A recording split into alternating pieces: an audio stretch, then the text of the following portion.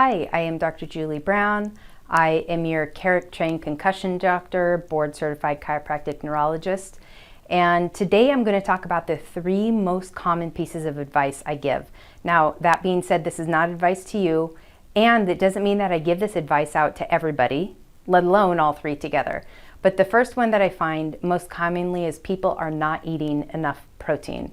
Protein is hugely important for muscle production. People can lose body fat and gain muscle mass without working out just by their diet, but there are minimums that you need. In general, we need 2.5 grams of leucine to stimulate this hormonal muscle response, and that has to happen in a bolus. It's not something that you can sip a protein drink throughout an hour period. It happens in a bolus.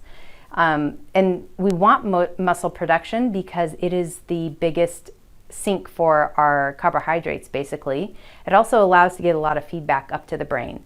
Someone that I think has great information and is much more studied on this information is Dr. Gabrielle Lyon, and she has done many podcasts with other people who host them. I highly recommend checking them out. I would love to help you on that also.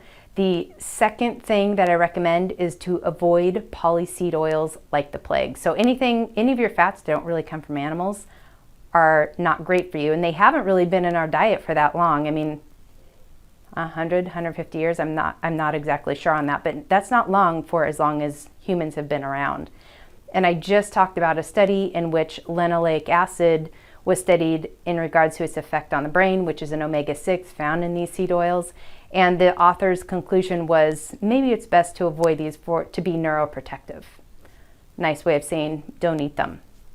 The third thing that I talk about a lot is fasting. That doesn't mean you need to fast for 3 days. That may mean eating within a certain time frame. That may mean not snacking. It depends on the person, where they're at. Fasting may seem overwhelming for some and not for others. Fasting too quickly and getting those fat cells to break down and release these free fatty acids for ketones for energy may also release some toxins and make somebody not feel well. It's very individual, but these are the 3 most common pieces of advice that I end up giving patients. If you want to know more, I offer free 20-minute consults. You can subscribe to my channel, though I'm not very efficient at making these videos, though I am trying. Thanks.